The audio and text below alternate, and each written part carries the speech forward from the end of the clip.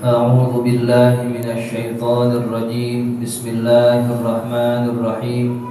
الحمد لله رب العالمين وبه نستعين على أمور الدنيا والدين وصلى الله وسلم على سيدنا ومولانا محمد خاتم النبيين وعلى آله وصحبه أجمعين ولا حول ولا قوة إلا بالله العلي العظيم. اللهم لا علم لنا إلا ما علمتنا إنك أنت العليم الحكيم ولا فهم لنا إلا ما فهمتنا إنك أنت الواسع الكريم. نسأل الله سبحانه وتعالى أن يعلمنا ويفهمنا ويفتح علينا فتوح العارفين إنه بذلك قدير وبالإجابة جدير وهو حسبنا ونعم الوكيل. إلى حضرة النبي محمد صلى الله عليه وسلم. الفاتحة. بسم الله الرحمن الرحيم. الحمد لله رب العالمين الرحمن الرحيم مالك يوم الدين. إياك نعبد وإياك نستعين. اهدنا الصراط المستقيم صراط الذين أنعمت عليهم غير المغضوب عليهم ولا الضالين. آمين. ويسن الغسل لكل من العيدين والكسوف والاستسقاء. Dan disunahkan mandi untuk setiap daripada sholat dua id dan sholat kusuf juga sholat istisqa. Ini kesunahannya. Adapun tata caranya sudah lalu dari 3 model sholat sunnah tersebut. Sholat 2 hari raya, baik Idul Fitri maupun Idul Adha, ada kesunahan mandi sebelumnya. Meskipun bagi orang yang tidak keluar untuk sholat, Pak Madi pengen di rumah aja, nggak sholat di luar, tetap masih ada kesunahan untuk mandi di 2 hari raya itu. Mulainya dari pertengahan malam, itu udah bisa tuh kita mandi untuk sholat id. Takbiran pada begadang tuh. Nah, kalau takbiran jam 12 dimandi. Saya mandi niat sunnah untuk Idul Fitri atau Idul Adha. Itu sah. Terus ya, sampai pagi, bahkan keluar waktunya sampai terbenam matahari. Masih ada kesunahan mandi buat 2 hari raya. Wal kusufi, dan sunnah mandi sholat gerhana, baik gerhana matahari maupun gerhana bulan. Dimulainya saat waktu gerhana itu telah datang. Kalau sudah ada gerhana bulan malam atau matahari siang, nah disitu mulai ada kesunahan mandi sampai selesai gerhananya. Wal istisqai, dan daripada sholat istisqa minta hujan, itu juga ada kesunahan sebelum ia datang buat sholat istisqa. Umpama nanti setelah sholat turun hujannya deras, ada lagi kesunahan mandi setelah istisqa itu, mandi hujannya. Cari dah tuh apa kucuran air, nah dia mandi di situ di kucurannya, sunnah. Sehingga kalau setelah kemarau panjang itu telah berganti menjadi musim hujan, maka kita dianjurkan buat keluar. Karena saat itulah Allah Subhanahu wa ta'ala menurunkan rahmatnya berupa hujan. Mandi keluar ya, ini kagak, jangan. Itu hujan apa itu kalau gitu? Orang Cina ada yang mati nih, orang Cina. Gak ada tuh ya, hal-hal yang gitu. Ini hujan orang mati. Kalau dalam agama, umpama memang setelah panjang kemaraunya lalu turun hujan, justru ada kesunahan. Kecuali memang lagi musim hujan kali, hujan dulu, nah, jangan terlalu pilok lagi. Jadi kalau memang sedang berganti, tafaulan itu kayak kemarin, berganti dari sesuatu yang umpama panjang musibahnya daripada kemarau, dia mencari kebaikan dengan keluar. Di situ dia bersyukur, alhamdulillah turun hujan, kembali lagi subur tanah dan seterusnya. Kitabul Janaizi, adapun ini kitab membahas hal-hal seputar jenazah. Nah, setelah selesai kita bahas sholat dan yang berkaitan dengannya, sekarang kita membahas yang berkaitan dengan orang mati. Apa saja yang mesti dilakukan terhadap orang yang sudah mati sehingga dia disebut jenazah. Maka dikatakan hal yang paling cepat dilupakan bagi orang mati adalah namanya. Sesingkat itu orang lupa dan menghilangkan nama kita. Kalau mati disebutnya apa? Jenazah. Umpama orang mati malam, paginya nama itu orang masih dipanggil. Nah, sebulan masih ngobrol. Malam meninggal, udah berubah panggilannya. Jenazahnya mana? Artinya apa? Kita termasuk orang yang sangat cepat dilupakan, entah itu bagi yang terdekat maupun yang terjauh. Sehingga jangan ada kita menggantungkan harapan dengan manusia, dengan orang lain. Manusia begitu cepatnya menghilangkan nama kita, padahal orang yang menghilangkan nama kita itu bisa jadi orang terdekat kita. Jenazahnya mana? Udah gak manggil nama dan udah. Padahal nama kita setiap hari disebut oleh dia waktu hidup. Saat meninggal hilang begitu saja. Nah, sehingga yang kita harapkan tatkala wafat yang membawa amal soleh, tidak lagi bergantung kepada manusia. Nah, kitab ini atau pembahasan ini nanti akan menjelaskan seputar jenazah. Kullu mayyitin minal muslimina, setiap mayit dari kaum muslimin, yajibu ghusluhu, wajib memandikannya. Artinya mayit itu wajib bagi setiap muslim untuk memandikannya dengan kewajiban kifayah. Satu orang yang memandikan sudah cukup dan menggugurkan tanggungan lainnya. Wa takfinuhu, dan wajib mengkafaninya. Wassalatu alaihi, dan wajib mensolatinya. Wa dafnuhu, dan wajib memakamkannya. Ini kewajiban disebut dengan wujubul kifayah, kewajiban secara kifayah. Kalau yang melakukan banyak, alhamdulillah. Umpama yang melakukan segelintir orang, 1, 2, sudah gugur lainnya. Tapi kalau tidak ada yang melakukan ini, dosa semuanya. Nah, harus diperhatikan sehingga kewajiban-kewajiban kita itu diguguri, meskipun oleh 1 atau 2 orang. Dimandiin, dikafani itu mayit, disolatin, dan juga dimakamkan. Illa syahida fi qitalil kuffari, kecuali orang yang mati syahid di peperangan kaum kafir, kecuali yang matinya saat berperang dengan orang-orang kafir lalu mati, namanya syahid.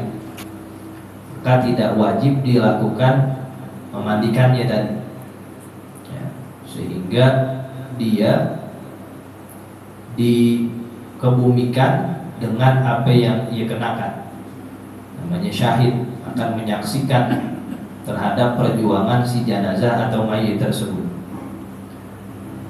Wasibta, dan kecuali bayi yang keguguran. Iza nazala maitan, apabila bayi gugur itu keluar dalam keadaan mati. Qabla tamami ashhurihi, sebelum sempurna bulan kelahirannya. Sempurnanya bulan seorang bayi itu adalah 6 bulan. Paman 6 bulan, nah itu sudah sempurna, nanti bisa melahirkan. Tapi kalau kurang dari 6 bulan, itu namanya belum sempurna. Keluar tuh bayi, mati.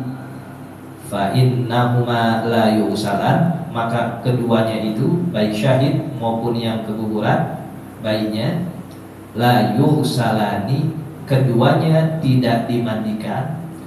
wala yusalla alaihima, dan tidak disolati atas kedua orang itu, baik syahid maupun yang keguguran daripada bayi. Nah, maka diperhatikan. Sekarang mungkin belum ada peperangan kufar, tapi yang umpama waliyadzubillah ada yang keguguran sebelum 6 bulan, lihat kalau hidup ya alhamdulillah hidup, jangan disolatin orang hidup. Nah, ini kan keguguran tapi hidup. Ya, saat dimandiin syarat disolatin kan kudu mati dulu. Nah, tapi kalau dia hidup ya alhamdulillah. Tapi kalau dia keluarnya sebelum 6 bulan mati, semuanya organ tubuhnya sudah berpisah dari perut ibunya, maka dia tidak dimatikan dan tidak disolati, namun dianjurkan dimakamkan sebagaimana pemakaman orang pada umumnya. Kalau keluar tuh sebelum 6 bulan, apa yang masih berbentuk daging atau sudah ada rupanya meskipun belum utuh, sebagaimana orang pada umumnya, orang belum 6 bulan, ya kuburin aja. Kuburin, tidak dimandikan dan juga tidak disolati. Kasih nama, kasih aja. Ya. Nah, saya itu yang berapa itu? Ketiga sebelum keempat nih, meninggal nih, kayak kuburan itu.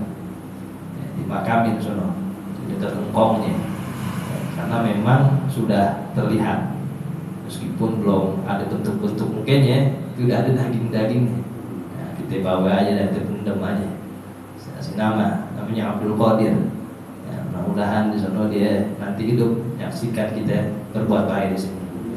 Nah, itu namanya satu cara. Jadi nggak perlu dimandiin, nggak perlu disolatin.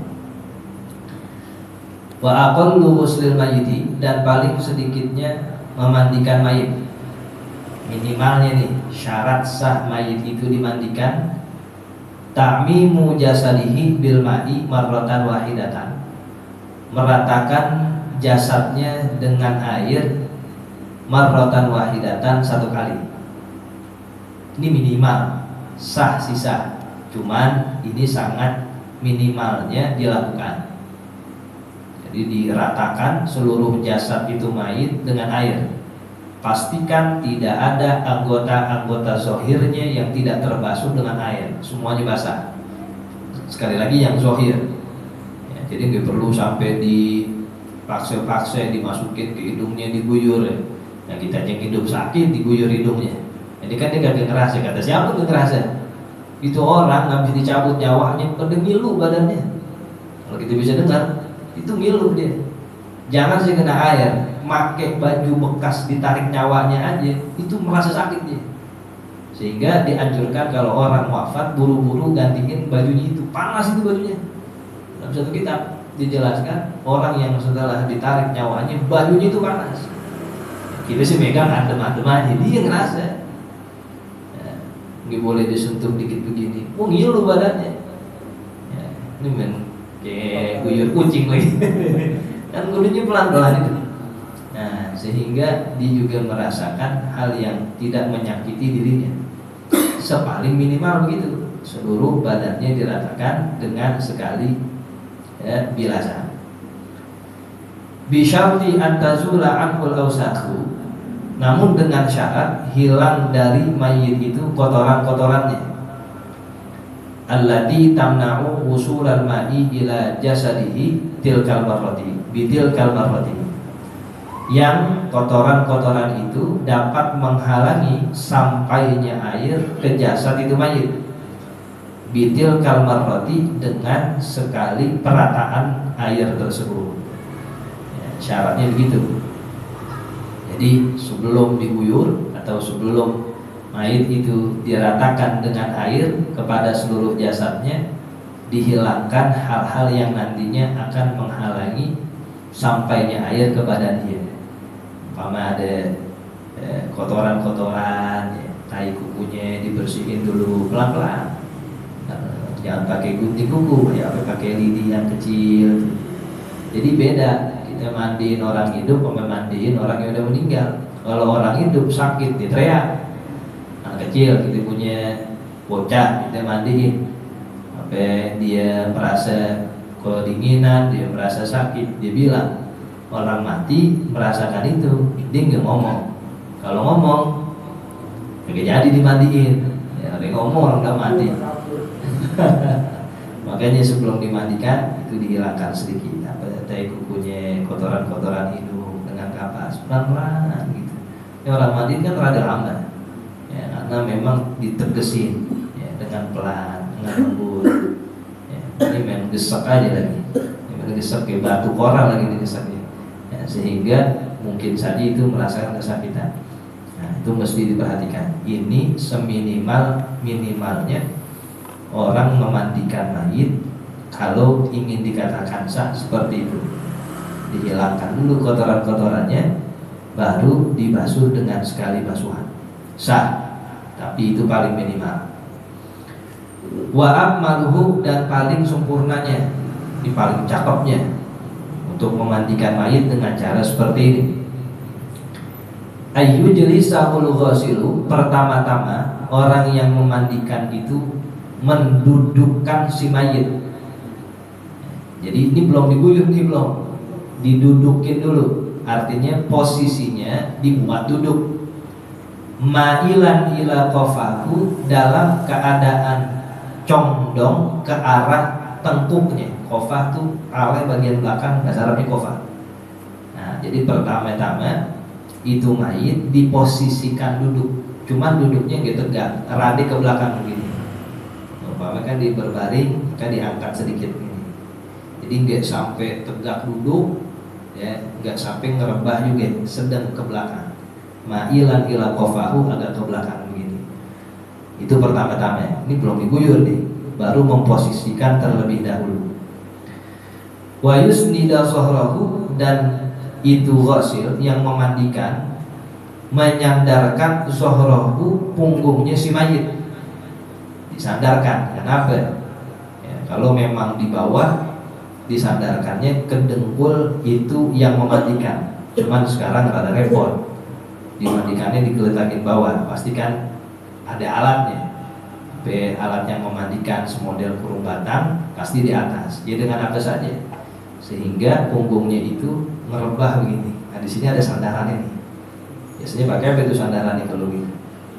Nah, ada sandarannya. Dulu orang mandi pakai gerbong pisang kan? Iya, ya, sandarannya begitu. Sehingga itu mayit terjaga daripada duduk tegap dan juga berbaring sampai rata, ya, condong ke belakang. Wa yumirra yadahu, wa ayyumirra yadahu, itu ghasil melintaskan tangannya. Marra itu meliwat-liwati, ala batnihi, ke atas perutnya itu mayit, dipijit-pijit perutnya itu mayit. Liyakhruja ma fihi minal adza, agar keluar apa-apa yang ada di dalam perut mayit, minal adza, dari kotoran-kotoran. Jadi fungsi kenapa mayit diposisikan duduk model begini, biar kotoran di perut keluarnya cepat, begitu maksudnya. Kalau sampai duduk tegak nggak keluar, sebab ketahan sama pantatnya. Kalau digerebah begini juga nggak keluar, sebab masih rebah begini, perut rada ketahan dengan yang ada di bawah pantatnya. Tapi kalau dicondongin begini, agak keangkat tuh dia, kan keangkat nih. Kita aja hidup keangkat ini, keangkat. Nah, setelah itu dipijit-pijit perutnya, dipijit kan, ditekan. Ya, sekali lagi dia ngerasain. Nah, sehingga apa-apa yang tersisa daripada kotoran itu mayit di dalam perutnya keluar sedikit demi sedikit. Kalau nggak ada yang keluar gimana? Ya emang kagak ada kotorannya kali. Ya, sehingga jangan pakai dipaksa. Kagak keluar ya. Emang kita tahu dalam ada kotoran atau enggak? Cukup sebagai satu syarat kita meliwati tangan kita di atas perut itu. Ya, ada pun keluar atau enggak, itu sebagaimana keadaan mayitnya. Karena setiap mayit kan punya keadaan yang berbeda-beda. Itu yang pertama. Yang kedua, summa yaghsila yaghsila sawataihi. Orang yang memandikan membasuh kedua kemaluannya, bikhirqatin, dengan sobekan bahan. Ya, apa aja, sarung tangan, ya, yang melapisi tangan kita, orang yang memandikan.